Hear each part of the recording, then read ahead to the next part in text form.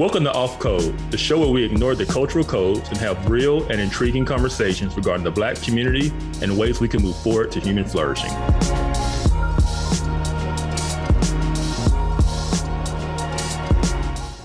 Yo, let's do this.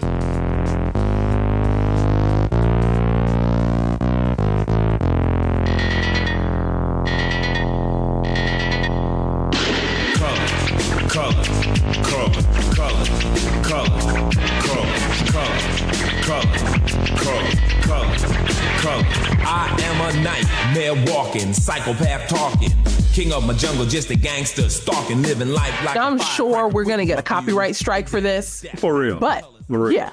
But you know, if we could have an opening, I would use that opening for today's show and call it numbers, because that's what we're talking about. We are talking about systemic racism and the numbers behind it. Does it make sense? Does it not make sense? So welcome to Off Code. I am Monique Duson. And I am Kevin Briggins. And this is a topic I know a lot of people have been waiting for us to talk about.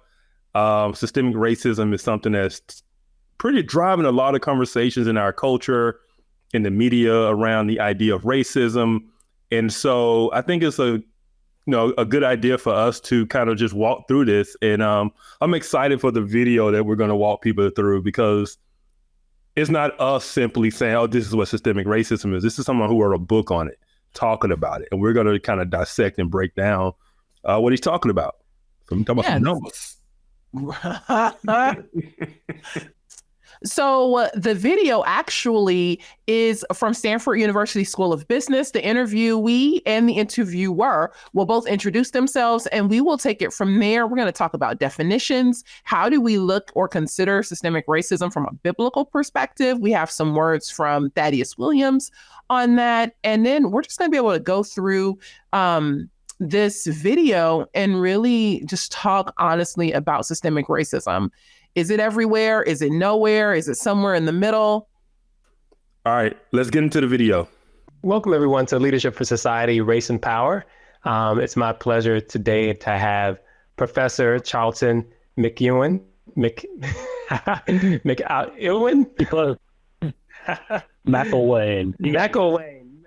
I knew I was going to get that wrong. I appreciate the help. He is a professor of media, culture, and communications, and also vice provost for faculty engagement and development at NYU. He's also the author of 2 books, Black Software, the Internet and Racial Justice, From the Afronet to Black Lives Matter, and also Race Appeal, How Political Candidates Invoke Race in U.S. Political Campaigns. Thanks so much for joining us, Charlton. You are very welcome. It's great to be here with you. Great. So last time we talked about diversity, equity, and inclusion and belonging. And in that session, they told me that I could show up to work and behave the way I felt, just be myself. So today, I want to jump in and talk about racism. So today I want to think about how racism affects our lives and what exactly that is. So let me start by asking you, how do you think about racism? And more specifically, when you use the word racism or hear the word racism, what do you think? What is racism? Yeah, that's a good question to start off with, because the term is complicated and people have varying definitions for it. I'll tell you one thing that I don't believe racism is, or the way that I don't like to define it, is to purely think about individual people who do quote unquote racist things, or people who we'd say might believe or think that other people from other racial groups are inferior in some way. But that's a common perception about what racism is. So people have heard, no doubt, the terminology institutional racism, structural racism, systemic racism. When I talk about racism for me is all of those 3 things together.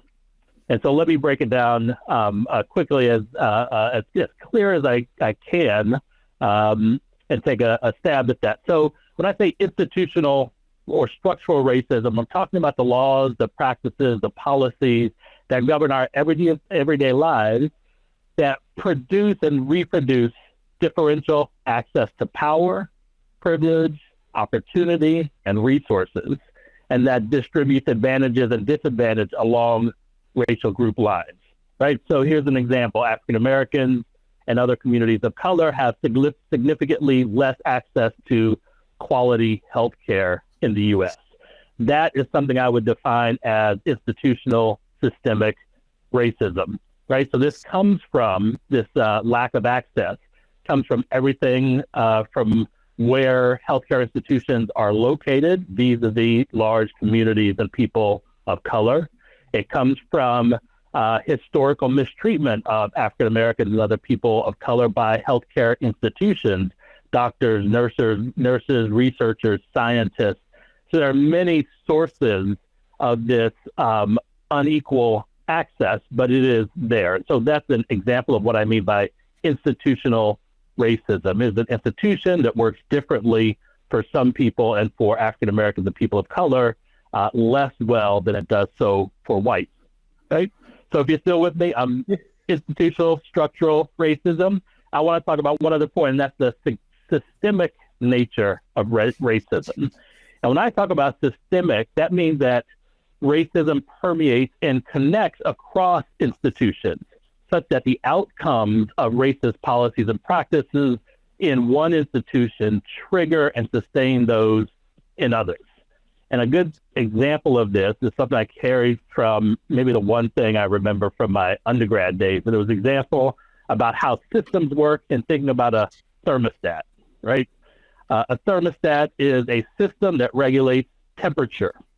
And if we have central air and heat, we go into our thermostat and we program it. We tell it what is our comfortable temperature, what it is that we want, what we're comfortable with, what we desire. We set a temperature, and then that system engages with external things that are happening. I might have the stove on in the kitchen. I may have the front door open. And so temperature ebbs and flows. And so in that case, what does the system try to do? It tries to get me back to that temperature that I've set. Let's say that's 70 degrees. And so it acts and reacts with a particular aim in mind, and that is to get me to a place where I've set and said, this is what I want, this is what I desire, this is what I'm comfortable with. And the same way when we think about systems and racist systems. And so here's the last example, and then I'll shut up on this particular question.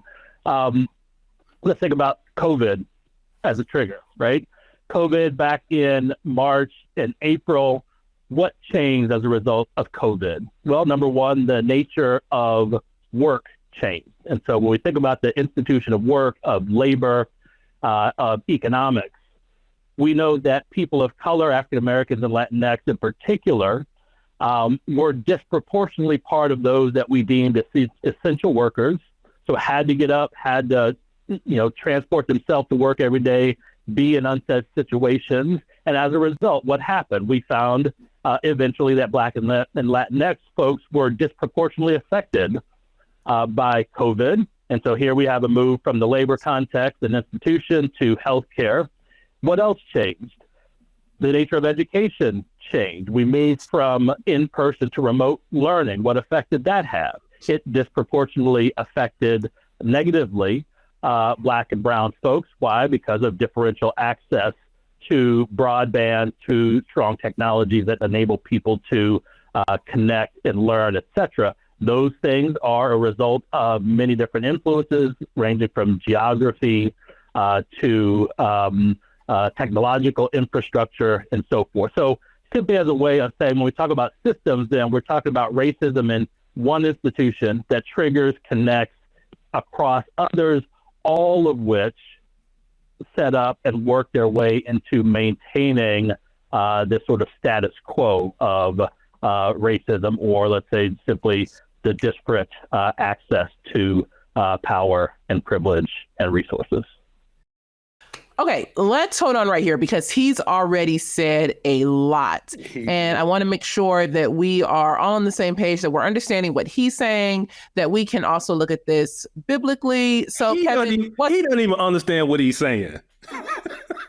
I'm done. I'm done.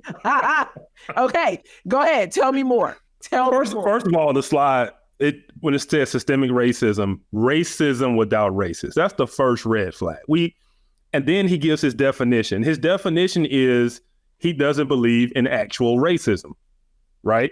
Because he doesn't believe in like a person that is actively acting racist against someone. He doesn't believe in the idea that a person who believes of one race is superior over another, like the actual true definition of what racism So like is. interpersonal racism. Yes, Like, like yes. when you say that person is a racist, nobody's talking about systems.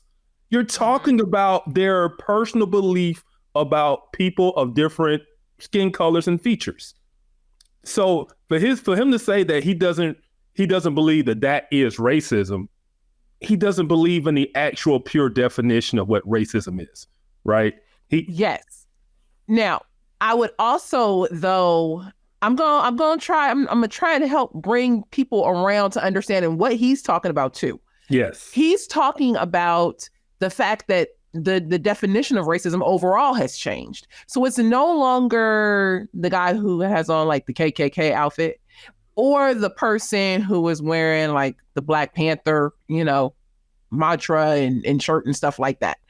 He is talking now about the fact that racism is seen as being embedded into just the structure of America. So when he's saying, well, we have racism without racists, it's because the system in a way is being seen as taken over for the individual races. Yeah. And let's really talk about what he's really getting at.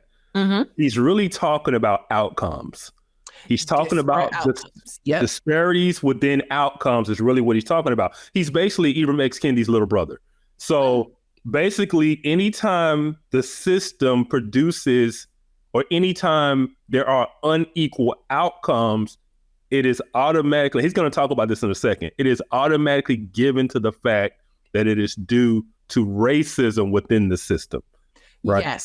Yes. So as he defines institutional racism, talking about there's racism within the institutions that's embedded within the institutions. It is there whether you have a person participating or not. Yep. And that is upheld or seen, verified when there are disparate outcomes. Mm-hmm. Now, when he talks about systemic racism, what he's saying is that the racist system of the judicial system would impact the racist banking system because there's a disproportionate number of Black men in jail. You have a disproportionate number of Black men who are turned down for home loans. Or you have a disproportionate number of Black men in jail. So then you have a disproportionate number of Black men who can get certain types of jobs because they might have a criminal record. Yeah. So what he's saying is, he's saying that the jail system or the judicial system is also impacting the employment arena or the housing and banking arena. And so when these different institutions bump up against each other and cause disparate impact, which is the unintentional or the unseen disproportionate outcome or disparate outcome. When you have disparate impact between these varying institutions, you now have a system in place. Yeah. And also this is kind of not saying he's intentionally been misleading, but this is where this whole conversation becomes misleading. What he's really talking about, what they're all really talking about isn't race, it's class. And this is why. Because when he talks about Blacks have less access to healthcare, he's talking about a particular section of the Black community, right? He's talking about low income, a upper and middle class. You don't have any less access to healthcare than a white person that's in the same economic class or neighborhood or whatever. That doesn't exist. And so the fact that 22% of the Black population lives below the poverty line, there are going to be things that, quote unquote, affect Black people more because you only have, I think it's 9% of the white communities in poverty. And, there's more numbers. Numerically, there's more white people that are poor, but in percentage of population, it's a lower percentage. And so this is when they start talking about rates, right? We're not even going to talk about actual numbers. They get into this whole rate. Blacks are 3 times more likely, blah, blah, blah. It's because 22% of the Black population is poor, right? And so a lot of these things they talk about, oh, it affects people of color more. It's not that the policy or the system is doing things along racial lines. It's doing it along class lines, but Black people are more affected because we have a higher percentage of our population that is poor. Now, so if you say, okay, so what is the cause of poverty? That's a whole nother conversation. It is. Because when I look at the fact that only 9% of married Black couples are in poverty, right? So 91% have poverty, right? Only 9% in poverty. But I look at the fact that only 30% of the Black population is even married, right? We talk about 72% of children born out of wedlock in the Black community. So we have a poverty issue because we have a single motherhood issue, right? And so that's a whole nother conversation. But just to say that these numbers are really affected along class lines. Yes. A poor white person that works in the fast food industry had to go to work just like a Black person that works in the fast food industry. It's not, race has nothing to do with it. It is simply class lines. So. Yes, I do agree. And I think, I don't know if it was Thomas Sowell or Robert Woodson, who talks about deracializing poverty. Mm-hmm. Yes. And desegregating poverty. And what happens, what those statistics become once you take this whole race conversation out of it and look at things along the line of class. When you look at it along the lines of, purely just income, what you'll find by and large is that things kind of equal out. You're going to get, those who are in poverty, regardless of ethnicity, all struggle with the same thing. So yes, absolutely. Drug addiction, domestic violence, gangs, all of that tends to sit at a certain socioeconomic level that is not seen at a middle class level. Yep. Okay, so we have his definitions of systemic racism in looking at, he's not talking about interpersonal racism. So the racism that's between, two people, or the individual racism, that's something that's like hidden in the heart of a person. He's talking about how institutions kind of collude together, intentionally or unintentionally, to be able to create systems that create outcomes that are disparate in regards to Black and brown people. Is that clear? You got it? All right, we good? Okay. Clear as mud. Clear, right? Because when it all comes down to outcomes, you have to ask the question, well, where do we see things that are completely the same? Anywhere. It's not, even it's not that he's arguing about the access to opportunity. He's arguing specifically about the outcome. And so if we have to have the outcome be the exact same, I'm confused as to where we see that at. Okay. Oh, I have a ton of notes. Let's keep going. We're going to look at the next section because we will keep you here all day. Go ahead. So it sounds like you're not making any distinction about how these disparate impacts occur, right? So is it, in the way you just described it, is any disparate impact, is any difference in the outcomes of Black folks and white folks and Latinx folks, is that always an indication of racism from your perspective? From my perspective, yes. And I think that, what people typically want to sort of suggest or ask in this kind of context is, what about the role of the individual, right? Are these simply things that happen, or are people causing them to happen? And, most of the time I simply like to leave individuals out of it, not because individuals don't play a role, but I think we get overly concerned with individual people and thinking, okay, if this person, only a person who is racist themselves can impact and make all of these other kinds of institutional systemic racist practices happen or work or lead to these kinds of disparate outcomes. And so what I'd like to focus on mostly is the outcome rather than motivation or intent of individuals that may or may not drive those particular outcomes. Okay, hold on. Let's really talk about what he's saying, because to a degree, I understand that there could be a system in place that may have been in place for 5 years until a director of an organization left.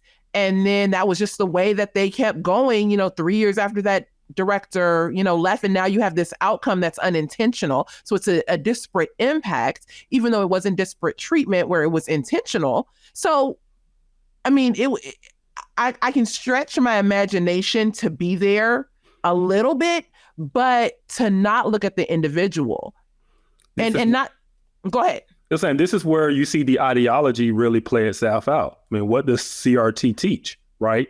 It is simply embedded within the system, right? And so there's no need to talk about individuals because it's not even about individuals. It is simply about the system. And because he believes in the ideology, he doesn't even have to prove that any racism existed.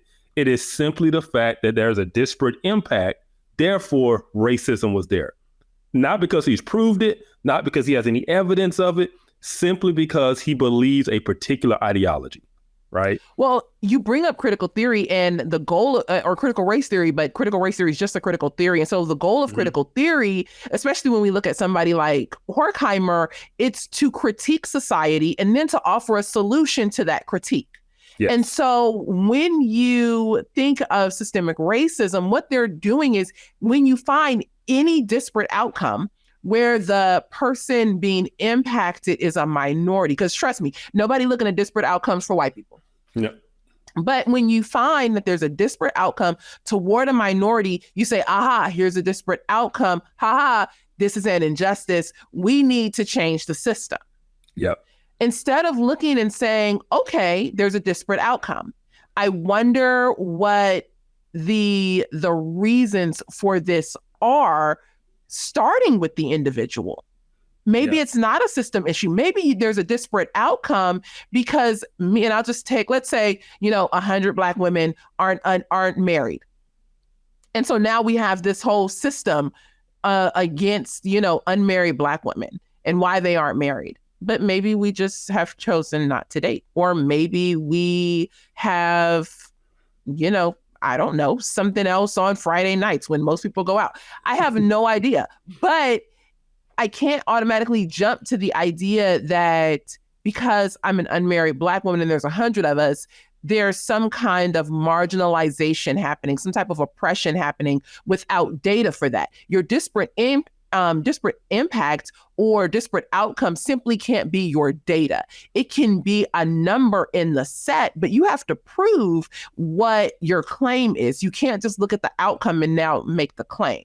Yep. And that's why it's a very lazy ideology, because they don't have to put any work in. It is simply, oh, here's a difference in outcomes. Boom, racism. There's no work put behind that, right?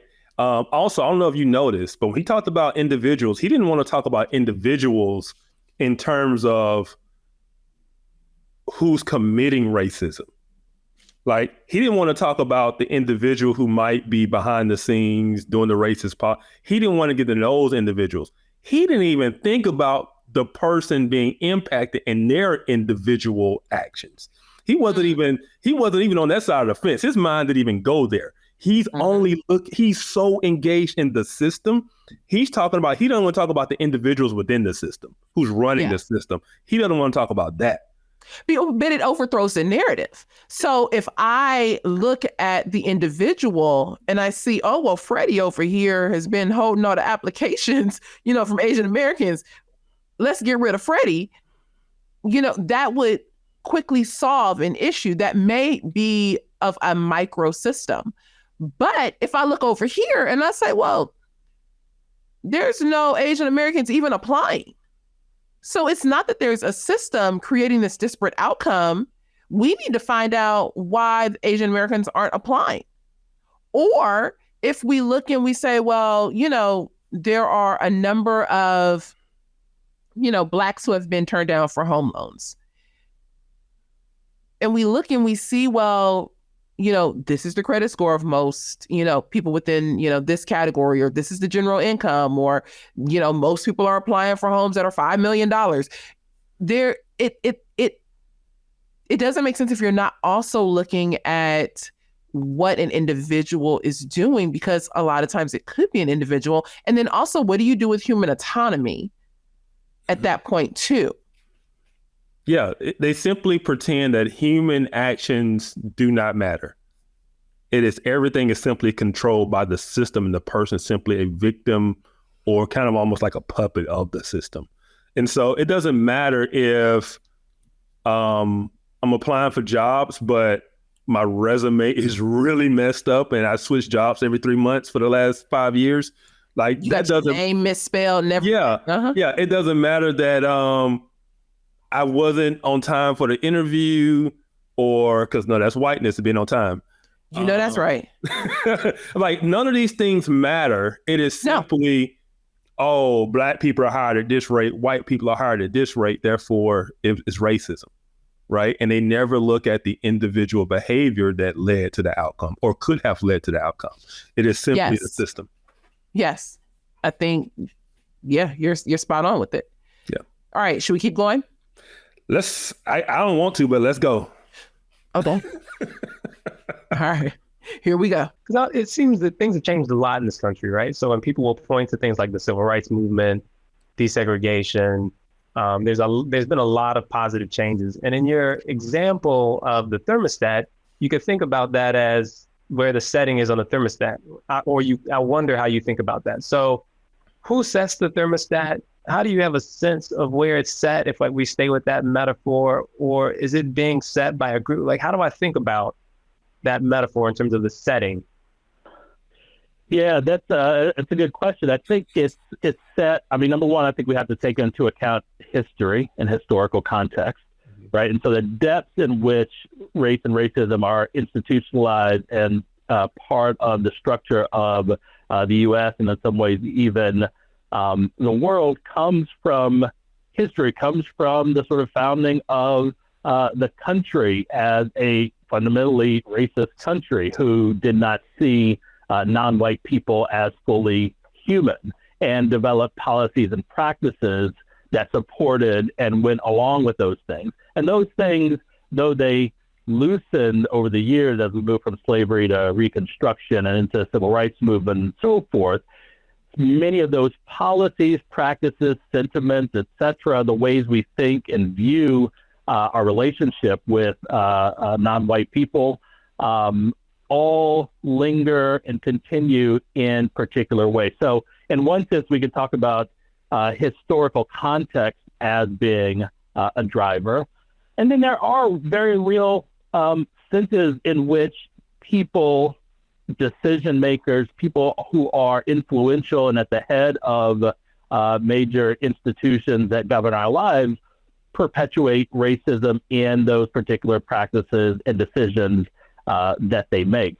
I like to talk about this, this is kind of the direction that I took in my book, Black Software, which of course looks at race and technology and particularly the origins of that. And that's something that I get into quite a bit there, where it's very clear and laid bare where the origins come from, because they are, when we look back to the early mid-'60s and the development, height of the development of computing, the height of the civil rights movement, you see where these two things clash. You see where people made very specific decisions to say, hey, we have new technology, we have new powers of computing here. What problems do we ask them to solve? How do we put these new technologies to work? And some of those first problems were literally the problem of Black people who were out in the streets fighting for their civil rights in many different ways. And the leadership of the country, from the president on down to the heads of major corporations, tech companies, and so forth, who gathered together and said, here's how we can go about using these technologies to solve this particular problem of crime, which was in no uncertain terms a problem of race, and in really clear terms, a problem of blackness at the time. And so I think a confluence of those factors, history and present day workings of people who had institutions that have the power to continue to reproduce and produce anew these sorts of racist structures that lead to very different kind of outcomes when we look across the spectrum of race. Okay, hold on. At some point, I told you I didn't want to keep going. At some point, I just felt like I was in one of them Charlie Brown cartoons. I'm like, he said, okay. The bottom line was that technology is racist. My phone, I told you my phone overheated the other day. I felt like it was a byproduct of whiteness. It was. You weren't victim. But, okay. If we go back to this whole thermostat metaphor. It's a horrible metaphor. The thermostat, so what he's saying is that the country's temperature is set on racism. Yes. And that when we get too hot or too cold away from this thought of racism, then it adjusts itself to get back to the point of racism. Yes. See, I thought I was making it. I was like, surely I didn't hear this. No, it self-regulates itself back to racism because that's the way the system.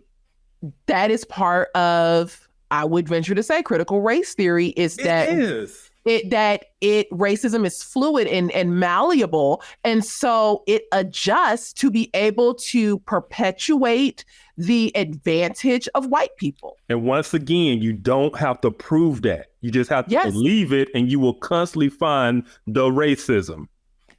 And there's an ongoing cycle that you can never get to the end of. Yes. Which we're going to get to, hopefully, because he gets to that point himself at the end of the video. Yes. But I will say the whole technology is racist thing is... Please make that make sense. I can't make it make sense. I can just try to I can try to explain what he's trying to say. Yeah. He's trying to say that because they use technology, in his case, he said during the civil rights movement, within law enforcement to crack down on crime and certain other things. And in his mind, crime meant blackness, right? So he's tying those two together. And so technology was simply used to combat blackness within law enforcement. And so therefore technology is racist because it was used for a racist purpose. Now, the question is,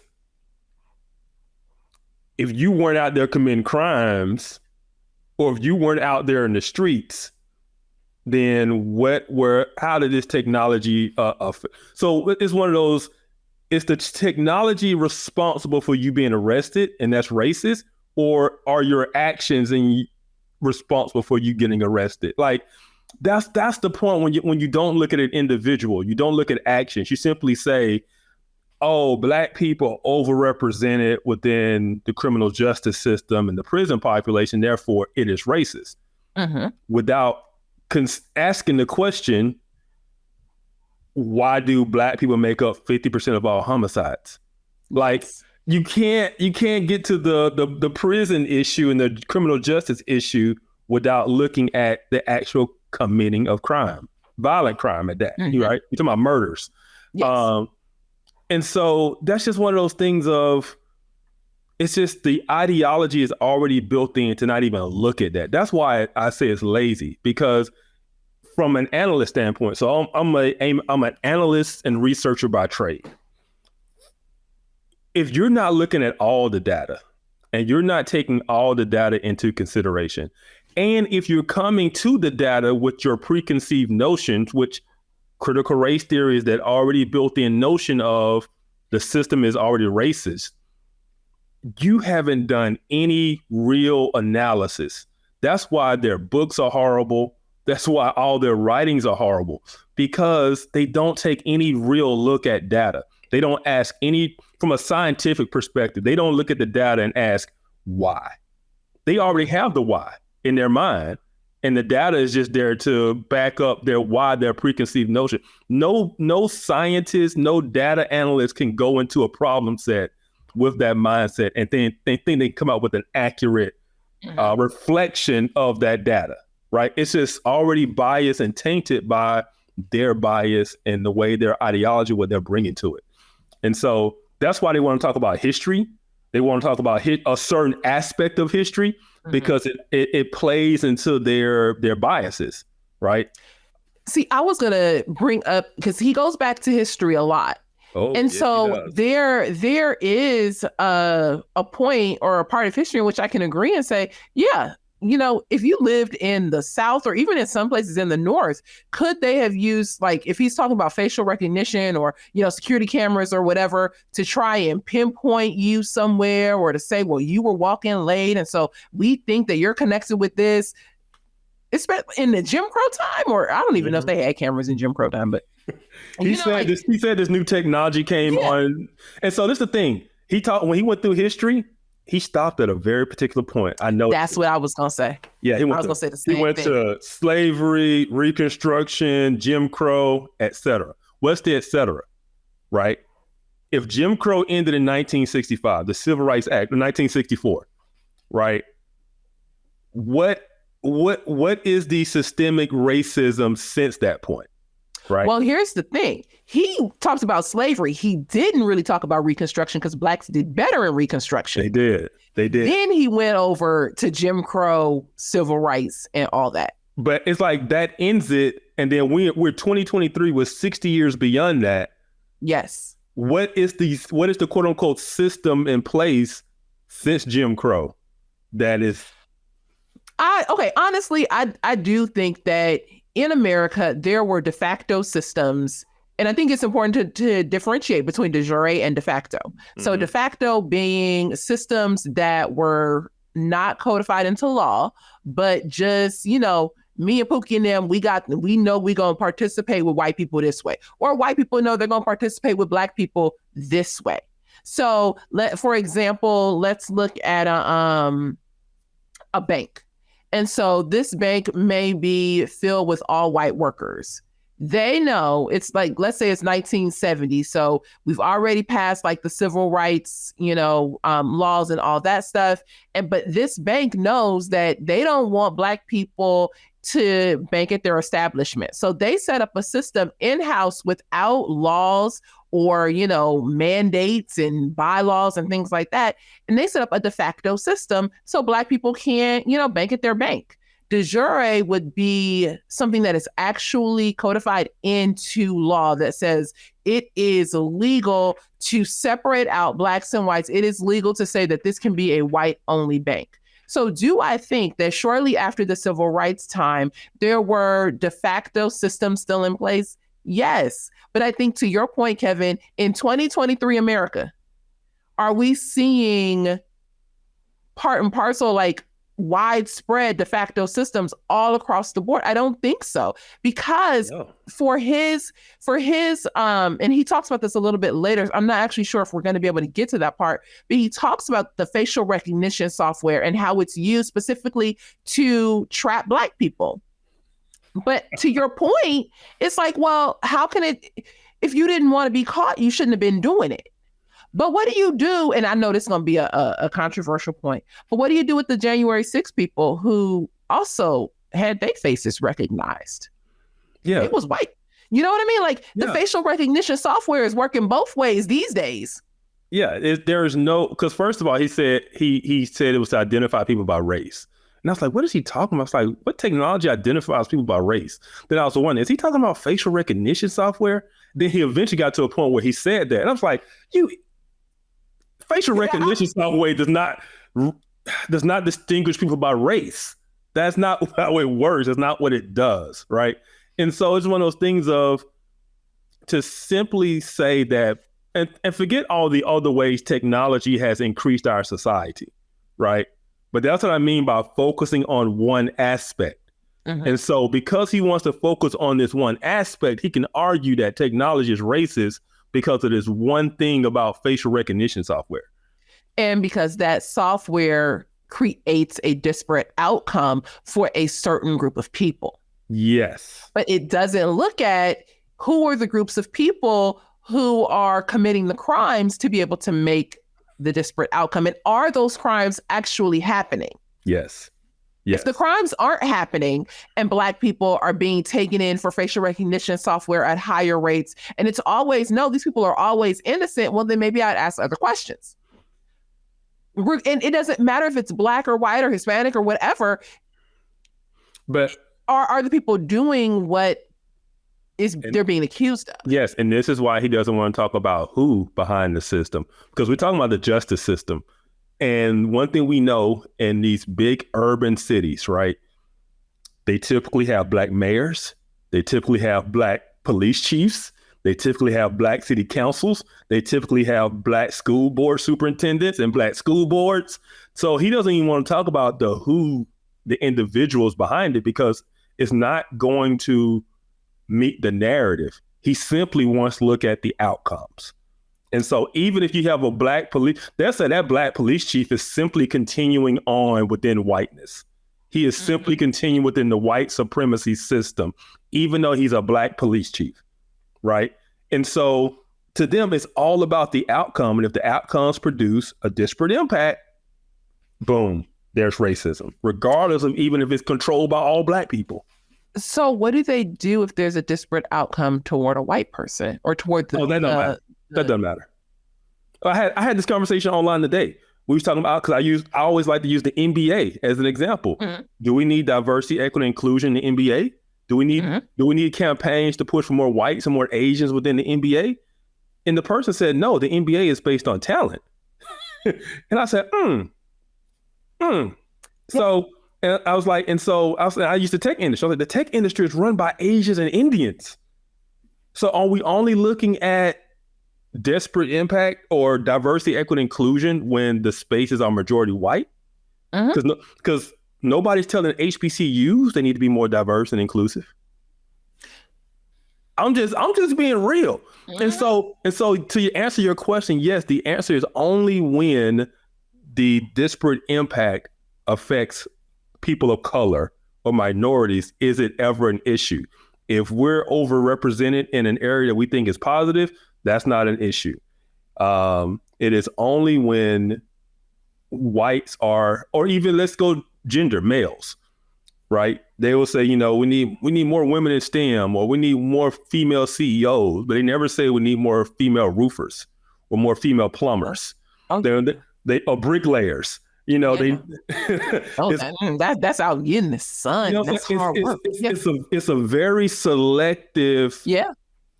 It's a very selective categories in which they want to apply these things to, because if they were consistent across the board, it would look a whole lot different. But they're not. They're only choosing to highlight areas where they believe white people are the advantage or the minority or the majority.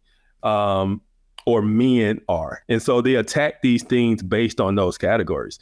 But for instance, they never say, so they would say the prison system is racist because Blacks are overrepresented. Well, is it sexist as well because men are overly represented? I mean, I hope not, because I sure don't want to go to jail. I'm just saying, they would say, no, men commit more crimes. Yes. Yes. I mean, at some point, you can't make it make sense. You can't make it make sense, right? They can't be consistent within the ideology because the ideology doesn't make sense. It just doesn't. It's not consistent. But logic and reason is whiteness. So I'm just using whiteness, and that's the problem. That's why I can't see it. I'm having a problem because I'm stuck in whiteness of logic and rational, objective, linear thinking. So what Kevin is talking about is an infographic that was released in 2020 from the Smithsonian Institute. Let me see if I can remember the name. It's the National History Museum of African American Art and Culture, I believe. But it's one of the Smithsonian Institutes, and they released a What is Whiteness infographic. And so on this infographic, what we see is how whiteness is being defined. You have rugged individualism, the family structure. So having husband and wife in a two-parent family. This is considered parts of whiteness. Looking at emphasis on the scientific method. There we go. I cannot see this. Okay, it says objective, rational, linear thinking, cause and effect relationships, and quantitative emphasis. So anytime you're thinking rationally, you're thinking objectively, you're doing like cause and effect logic, you are showing examples of whiteness. And so when I'm questioning what this guy is saying, or when I'm questioning the ideology, and I'm saying, hey, this is inconsistent, we're not applying this across the board. When you're using logic, when you're using rationality, they would say, oh, that is whiteness, that is white culture. And it's simply a defense mechanism to keep them away from criticism at the end of the day. Yes. That's all it is. But should not we, as Black people, feel some kind of way about that? Like, am I not supposed to be rational? Am I not supposed to be logical in my thinking? Is that only reserved for white people? Yes, because think about it. They simply want you to be emotional because your feelings and your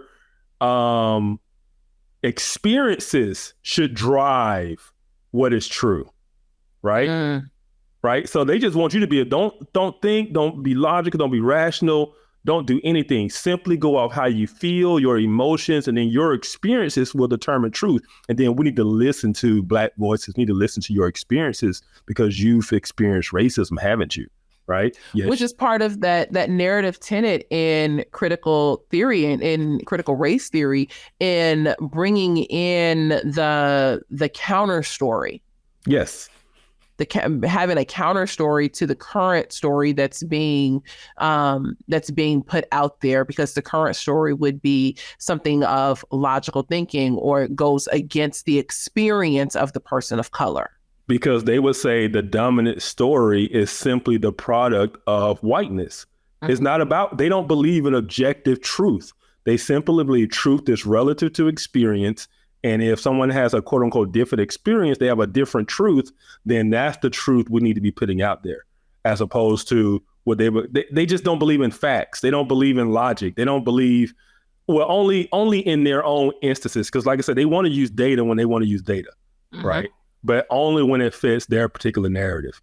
But yeah, that's really what it is. It is a very unintelligent, and I listened to an interview recently. I'm going a little bit off, but it was from it was a Jewish Marxist. This guy was a hardcore Marxist, and he hated the woke movement. And he said it is completely unintelligent. And I was caught off guard because this guy is a hardcore foundational, like he loved W.E.B. Du Bois writing. He grew up idolizing Angela Davis. But when it came to Kendi, Coates, Nicole Hannah-Jones, all these, he said it is the most unintelligent writing you can find. Wow. Yeah. And so that really comes.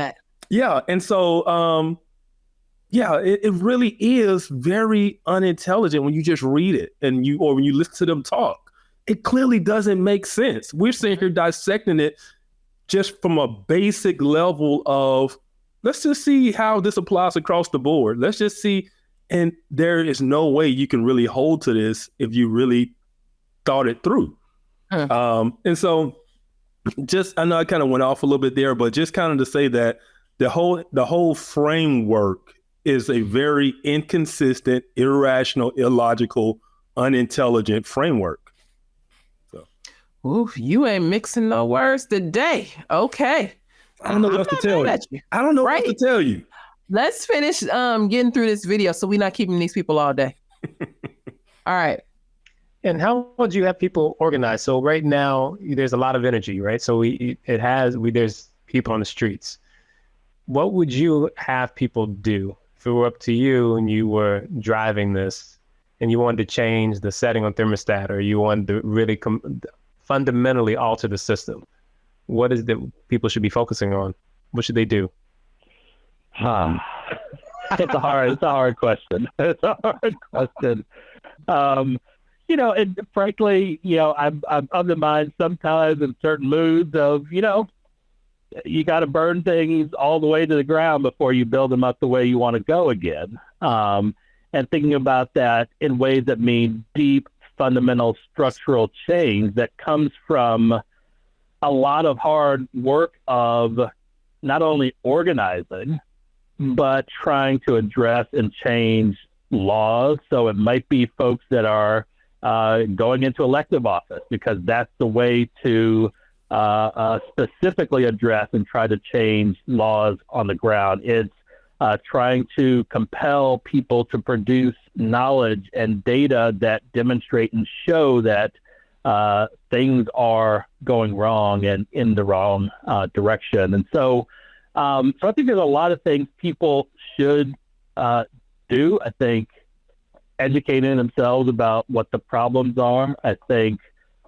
finding an organization that is deeply committed to fighting these injustices, and there are many. There are legacy ones like the NAACP, Lawyers Committee, many groups, depending on whether you're interested in criminal justice or housing or what have you.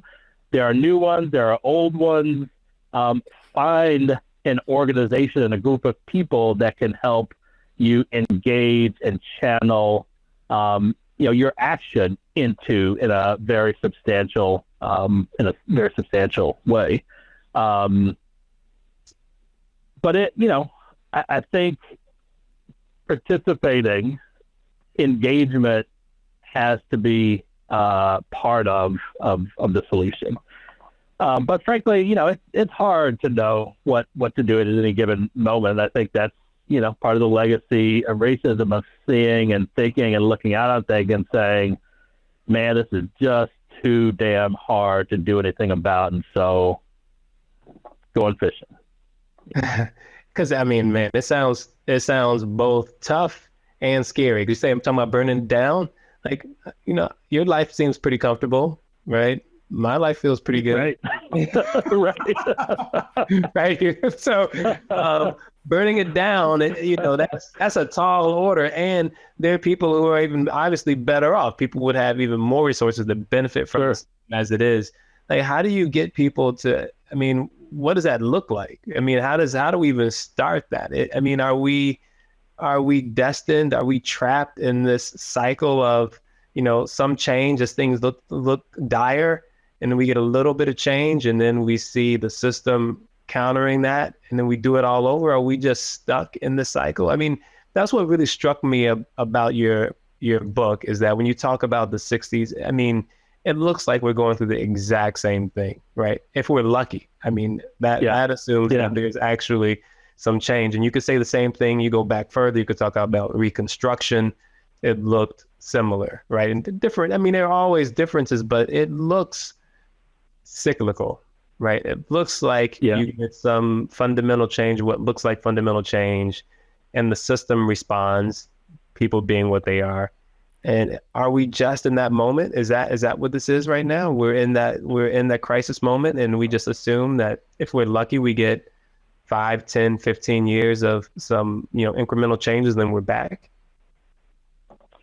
Yeah, and maybe, I've become more and more comfortable with incremental change. And, pessimistic still on the fact that incremental change means that what fundamentally is still kind of persists in a way. But I think the history of, as you said, this is not new. This is something we've been fighting against for an extremely long time. And there has been significant change. There's a day when you and I wouldn't be doing what we are doing, that folks wouldn't let us, we wouldn't be equipped to, so on and so forth. So things have certainly changed, and those have been changes that have been incremental. There have been changes that have come from major moments of taking advantage of opportunities, taking advantage of people being focused on the problem that confronts us and faces us, taking advantage of moments when people's goodwill and allyship was there and ready to be marshaled to move things forward. And I think that is what we count on. We take advantage of the moments and the opportunities that we have. And, I remember back I think it was last November sometime. It was right when the book came out, and did a book talk here at a big bookstore, The Strand, and a friend and colleague, Benjamin, who's also written a great book, several great books about the intersection of race and technology, professor at Princeton. She was gracious enough to come and be my sort of interlocutor at that event. And, we got talking about this question of optimism and pessimism. I said, it's hard for. Yeah, so he said a lot. So he started with the typical response of that we know is burn it all down. That is the revolutionary spirit behind critical race theory, anti-racism, is that whole system of whiteness must be torn down. That's what critical theory is designed to do. Critical race theory is just an element of that. It is designed to critique something until you tear it down. It no longer exists until you fundamentally change it. Yeah, But Marxism looking at the whole capitalistic system. yes. And so I found it very interesting that he said he's become more and more comfortable with incremental change, because that's typically against their motto, right? They want the revolution. But he said he's become more and more comfortable with incremental change. But what bothers him is that he knows what was built still exists. And that is just so key to this whole framework. What is built still exists. What is what was built? It is the entire American framework and system. I don't care if it's individual rights, liberty, meritocracy, liberalism, the whole thing in their mind must come down, because America is fundamentally racist at its core. That is the single narrative they live by.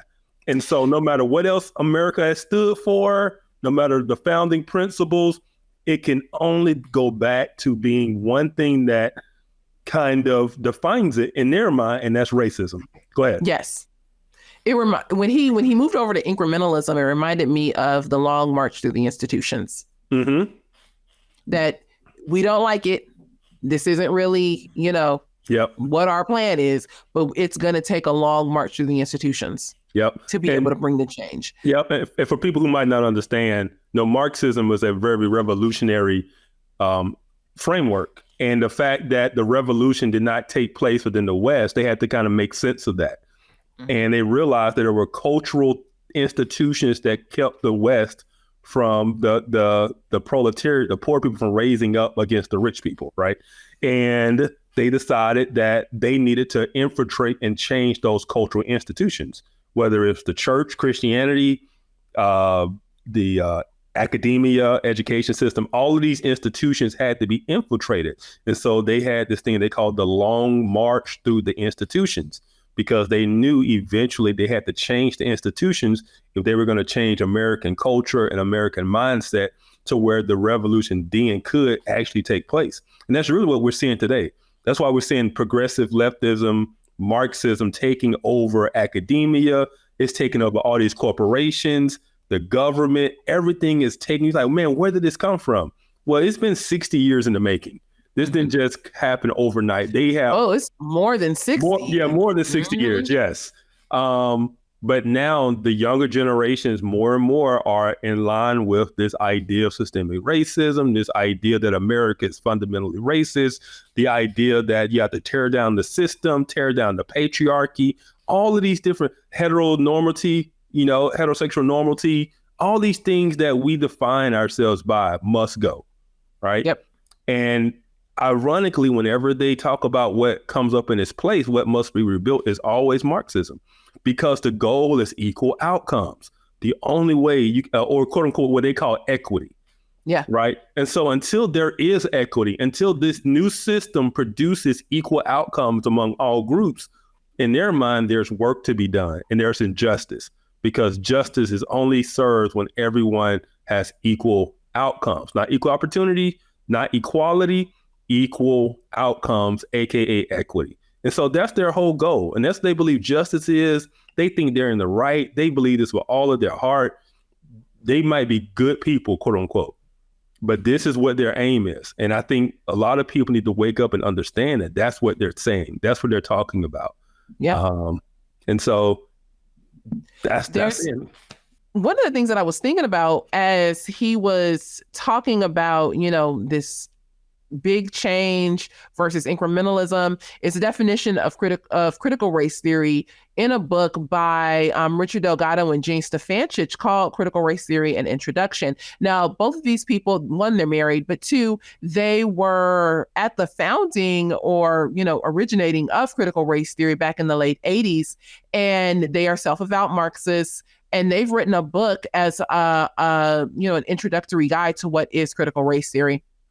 So I want to read this definition because it went in line with what he was saying.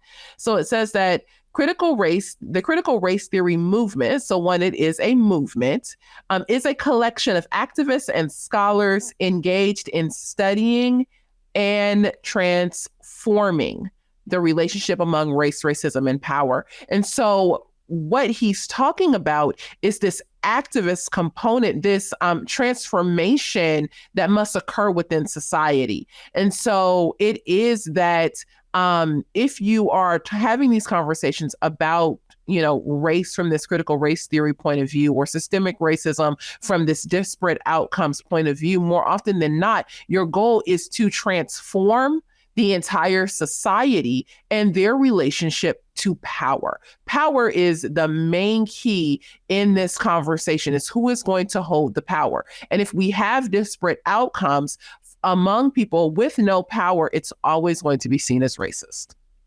Yes. And the fallacy of that is they view power simply by group. If I have power, does that mean that Black people have power? Are my decisions formed based on skin color? If I have power and I choose to wield that power in some unrighteous way, then that's on me, right? But the idea that if I was in power, you were in power, then that means that Blacks are in power. That's a fallacy in thinking.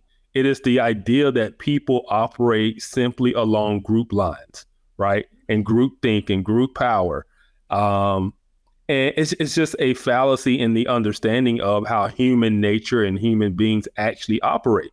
Because I've always found it very interesting that on one hand, they would make this charge against white people about white people operate within the interests of their group.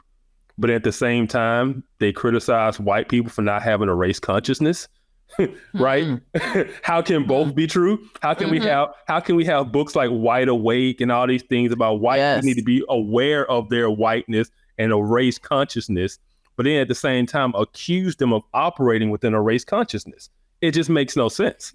But there I go again, using logic and reason, and that's my whiteness that I've been internalizing, for 40 years. I feel oppressed. I'm just saying two things that both of those things can't be true. Yes. And so that it can if you're not using, rationale or logic. I guess so. But yeah, so I'm glad you used that definition from primary source, because that's a lot of things people get criticized for. And I thought it was really in line with what he was saying. But I also know you have a quote to close us out on from Thaddeus Williams on the idea of biblical justice versus social justice. So, so why don't you close us out by reading Thaddeus's quote? Yeah, so Thaddeus has an article out. It came out back in 2021, around the same time as this interview came out, and it's called Thinking Biblically About Systemic Injustice. And I really thought that a couple of sentences in here really looked at injustice from the biblical point of view. And that is really what's important for us as believers, is what does the Bible say about justice? How do we do justice? Is every unequal outcome a form of injustice? Do we see unequal outcomes in the scriptures, or is everything equal? And so let me read this, and then I'll turn it back over to you. If we infuse the term systemic and injustice with biblical meaning, then systemic injustice is any system that either requires or encourages those within the system to break the moral laws God revealed for his creatures' flourishing. That is the implicit biblical definition that empowered Frederick Douglass and Sojourner Truth to subvert the systems of American slavery. But that is not the way many of today's trending visions of social justice define systemic injustice. If we can't tell the difference between systemic injustice and biblical justice or injustice, then we may think we are doing justice for God and for the oppressed when we are really doing the bidding of political ideologues. And that is often so much of what I see, is that you get Christians who believe they're doing justice, but without a true biblical understanding of what justice is. And really, they're advocating for things like race in technology or abortion, or, you know what I mean? Yeah, I mean, I know somebody that argues that abortion is a justice issue, like not the stopping of it, but that women need access to it. And they're supposed to be a Christian. But at the end of the day, we do realize, and that's what I kind of hope people get out of this, is that this is an ideology. This is a political ideology that's meant to bring about a certain outcome. They're against something.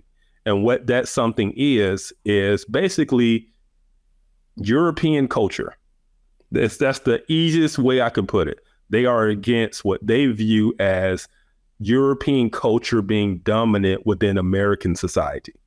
And then therefore it is oppressive to other groups. So even something like assimilation would be viewed as something that is bad. That's why Asians get a bad rap as being white adjacent, because whites apparently assimilate into the culture and they flourish within the culture. But instead of that being praised, that's not, because they are simply perpetuating white supremacy, right? And so once you understand the framework, once you understand the ideology, everything they say, it doesn't make sense, but you understand how it makes sense to them. And so so throughout our podcast, that's one of the things I hope people get out of. They start to really grasp and understand what it is they're hearing. So when they hear these people talk, they pick up on what they're saying.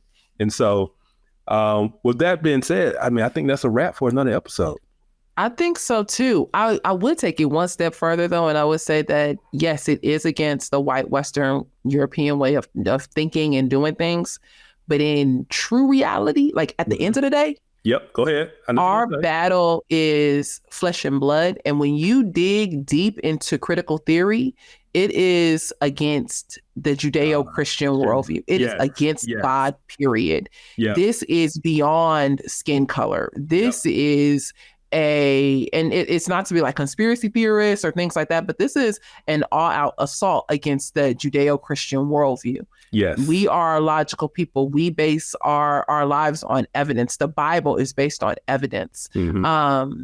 The fact that whiteness isn't, the nuclear family is being considered a part of whiteness. Being kind is considered a part of whiteness. Look up that infographic that we showed earlier. This is an assault and an affront to the Judeo-Christian worldview. Yes. Not just to someone's skin color. You're right. And I should have taken it a step further, because one thing that they don't recognize from a historical standpoint is the effect of Christianity on the development of European culture. Right. That's what they overlook. And so when they think they're simply attacking European culture, what their real attack is a lot of biblical, what we call Christian Judeo values and beliefs. Right. And so, yeah, you're right. That is really what it comes down to. And that's why it is so damaging when it comes into the church, because we've seen Christians adopt these things, and the first thing they start tearing away is biblical doctrine. Right. Ooh. You go ahead and preach. I'm just going to sit here. You go ahead. I mean, I know we've gone over what we normally go over, so we're not going to go into it. But yeah, a lot of these, that's the first thing they do is they tear down biblical doctrine, because you already mentioned things like the family. The next thing that typically falls is sexuality. And the next thing you know, they are adopting all the views of the ideology, which, we didn't get into intersectionality and have all of these different oppression groups tied together within this ideology. But you can't simply hold to the race justice part without grasping the rest of it. And so before you know it, you're queer affirming and all of these types of things. And so Christians need to realize that they're not fighting quote unquote white supremacy. He already told you that's not his definition. They're not talking about actual racists or actual white supremacists with Klan hoods and all that. That's not what they're talking about. So stop thinking that's what you're fighting. It's not. You're not even, and that's why they really shouldn't even reference history, because history, when we think about racism within history or racist within history, that's what our minds go to. That's not who they're quote unquote fighting today. That's not what they are fighting today. They are fighting really something that doesn't even exist, I would say. It's almost like they're fighting ghosts or dragons, right? And they find them everywhere. Leonidas Johnson, in his book, he talks about the guy who's a dragon slayer. He kills the last dragon and he's retired. But in his retirement, because of that's all he's done, his identity has been fighting dragons. He started to see dragons everywhere. And he's out there swinging his sword, just swinging, killing dragons. But in reality, there's nothing there. He's just fighting ghosts because he can't move on because his identity is in fighting dragons. And that's how these people who are all about race, all about injustice, social justice, no matter how much they win, no matter the last dragon is slayed, they will still be out there slaying dragons and finding them everywhere because their identity is rooted in it. So, and because they get your vote when they tell you that, they killed another dragon.